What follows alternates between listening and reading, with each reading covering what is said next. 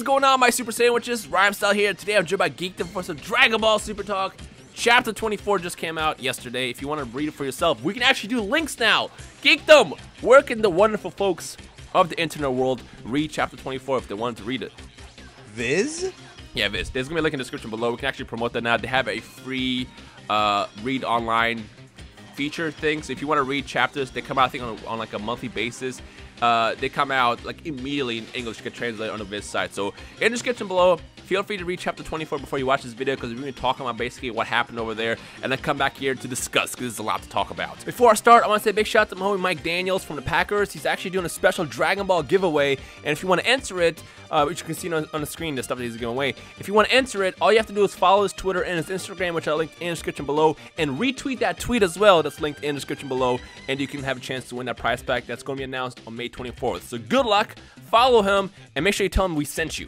Also, yes. Big shout out to Viz once again, because they did drop the volume 1 of the Dragon Ball Super manga like 2 weeks ago, so you can also purchase that if you want. No, this is not a sponsored video. Just want to toss it out there, but I figured I'd mention that because it did come out recently. All right, so Chapter 24. I'm just going to just get right to the point. Geekdom, in a quick summarized sentence, how would you describe what happened in that chapter? Annoying. It was annoying. Why? Because it's more changes for the sake of there being changes. Now, and by the way, don't go fully into details, because I know you're dropping your review today if you haven't already, which I'll also link in the description below. So if you want to see the full Geekdom thoughts, that's going to be linked in the description below as well. But carry on. Yes. No, complete breakdown is there. Yeah, just Toyotaro, this whole thing started as a promotional manga for the anime.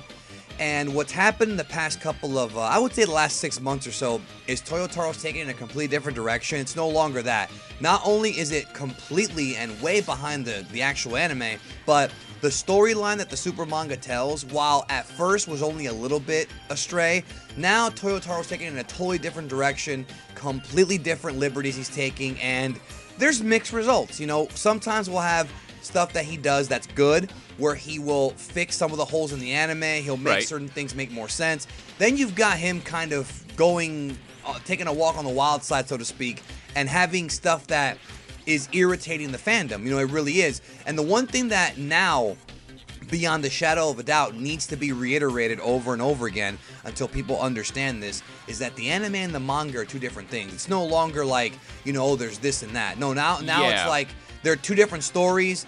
They're two different interpretations of Toriyama's very, very vague bullet points, with Toyotaro filling in the blanks. Which, by the way, as far as I know there's going to be questions, I'll summarize real fast. The way Dragon Ball Super works right now is you have Toriyama, who's at the head of everything. He is the Omni King. He's the Zeno.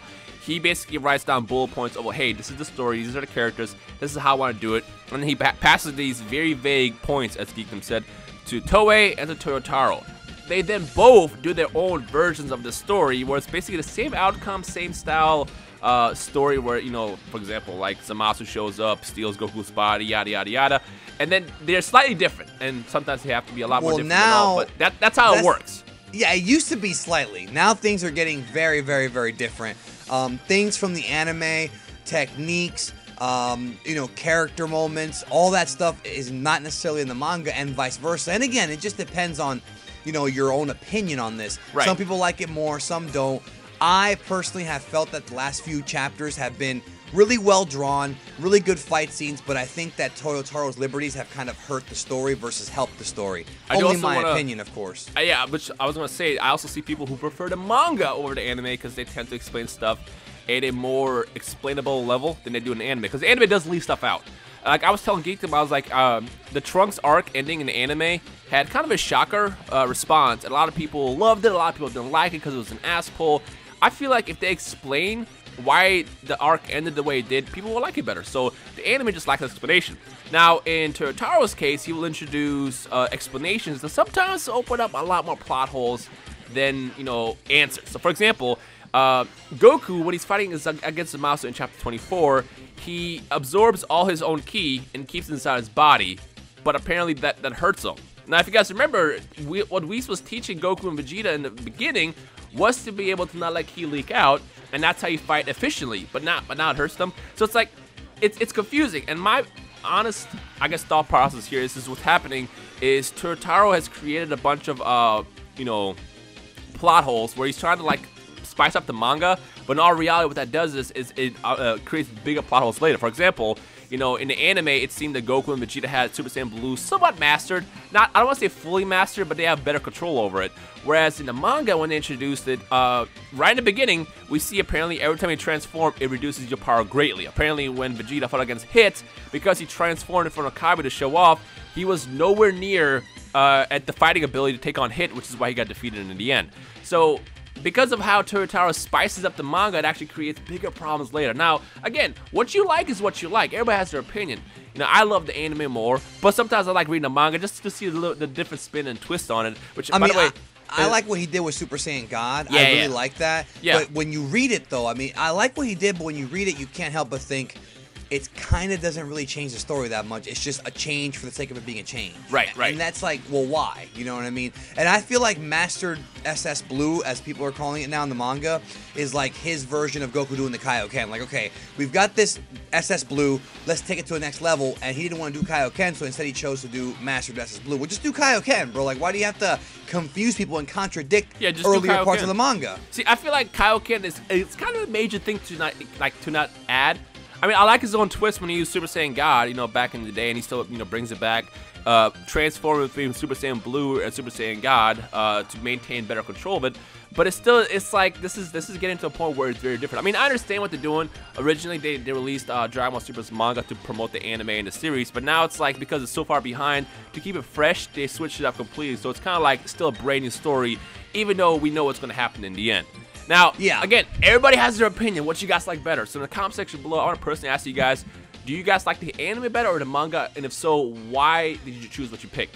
Let me know your thoughts in the comment section below. But what bugged me the most, I think, of this manga chapter is the fact that the definition of what a god is now been thrown out the window, because historically speaking, a god in Dragon Ball, as far as the hierarchy goes, it ranges from the God of Destruction to the Supreme Kais to even the regular Kais, the Kai-Osamas, and even Kami in the Japanese version is God. He's the God of Earth. So that even counts as being a god. Yeah, exactly.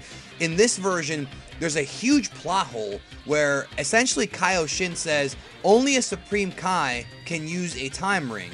But then in the same manga, he talks about how, well, when Zamasu and Goku Black fuse, they have that 1 hour time limit because Zamasu never fully graduated into becoming a god, and thus he has a time limit. This was not in the anime. That's a huge plot hole because, dude, you just told us that the dude can only use a time ring if he's Supreme Kai, but now you're saying that, oh, he really isn't, he's not really a Supreme Kai, so which is it? Like, and of course, you could always sit there and say that Shin is an idiot. I mean, that's probably true, but it's still something that I think sticks out at me. Like, okay, like, you're trying to explain these things, and you've written yourself into a corner when you really didn't have to. And Toyotaro was really good at fixing the anime's problems, but I feel like now he's going too far. I mean, I know a lot of the people who have read this manga are really pissed because they don't understand how Goku can take on Zamasu by himself. And people are thinking that, you know, he's as strong as Vegito. I don't think he is. That's not at all. Here. Not at all. But the idea of him being able to take on a fused character, and granted, it happened in the anime for like that one beam struggle, but I think that bugs people because Goku, it's once again coming off like Goku's being overpowered for the sake of him being overpowered. Yeah. What I didn't like about this chapter is, once again, it's shifting over to the Goku show. And no offense to Goku fans, I just want them to kind of work together. I mean, my prediction in the end is they're going to defuse, and I think Trunks is probably going to kill Goku Black, and then, you know, Omni King will probably pop in and get rid of Zamasu because he's immortal. But my problem is Toyotaro just took his chapter in a very different direction where it's like, there's just so many questions that I have. Like, for example, the way I interpreted the whole Goku thing is obviously Goku's not the same level as Vegito Blue, but it's like, oh, look, man, you gotta just survive in the ring for 20 minutes. Can he do that? Okay, I'll try. That's how I see that. Could Vegito Blue have done it? Yeah, of course he could have done it. Vegito Blue is easily stronger than Zamasu or Zamasu. Yes. He's way stronger in the manga than in the anime. Yeah, but again, the problem with Vegito was the fact that the time limit was so short that it didn't obviously help out. But still, I just hate the fact that it's like, it literally went from, you know, Zamasu was beating them down left and right. He's Janemba now apparently too, because he can punch through portals. And then all of a sudden, it's like 2 seconds later, oh yeah, you know what? Let's just do this. You know, Goku, why'd you do that in the first place, man? If Goku can control his ki like that and absorb it and fight at a 100% level, why didn't he fight like this at the beginning? Exactly. Right? It's bad, now, dude. Like, again, it really is. Again, you can probably say, well, Goku is Goku and he wants to be a little bit more, you know, keep the fight fancy, hold back, and then go all out at the end.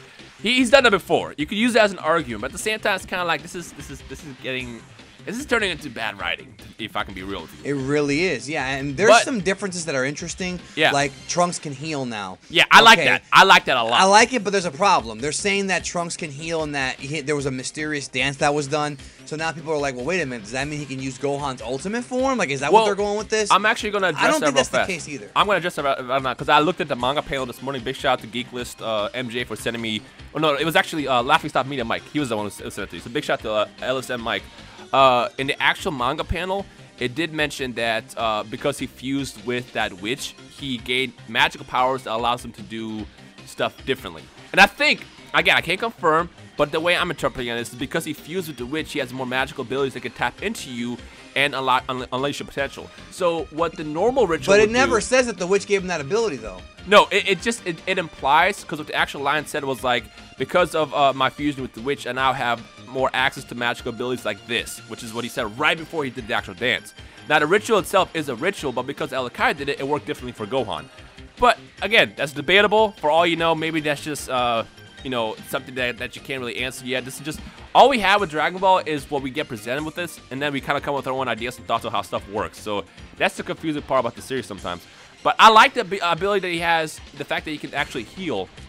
Because looking back at, you know, when Mai died in the beginning, she was dead. She looked like she was knocked out, but apparently because Trunks picked her up, he healed her without even knowing it. And that's why she ended up being alive again. That's a good explanation. I like that. Then, of course, we got the whole Kawasu part. Yeah. And as of right now, we don't have Trunks doing all of Vegeta's moves or doing the Genki Damasaur. At least not yet, but I mean, he could still do it. So Toyotaro does some stuff pretty well. And again, at the end of the day, whether you like the anime or the manga, it's all for entertainment purposes. How you interpret it and how you absorb the values and stuff presented in the series is all on you. In fact, I think Toyotaro was actually at a at an interview the other day, and he said, you know, like Toriyama, when he creates a story, he doesn't do stuff specifically meant to, you know, in a specific way. Like, he just kind of creates entertainment content, and how you absorb it and the values that you get from it is all from you, which I like. I like that. But again, the problem with the manga right now is it's just, I feel like he's digging himself a hole, and it's only going to get worse. Not worse in a bad way, but worse in a way where it's like, okay, how are you going to explain this, then that, then this, then that? He's writing himself into a corner is what you're saying. Exactly. You know? And they'll be able to get out of it, but it's still one of those things where I feel like he could do better, and I feel like he was doing better before. And that's my opinion, of course. Everybody has their own opinion. End of the day, it's entertaining as hell to me. I'm going to keep watching the anime. I'm going to keep reading the manga. I like the fact that the manga is different because it gives you a different storytelling element of it.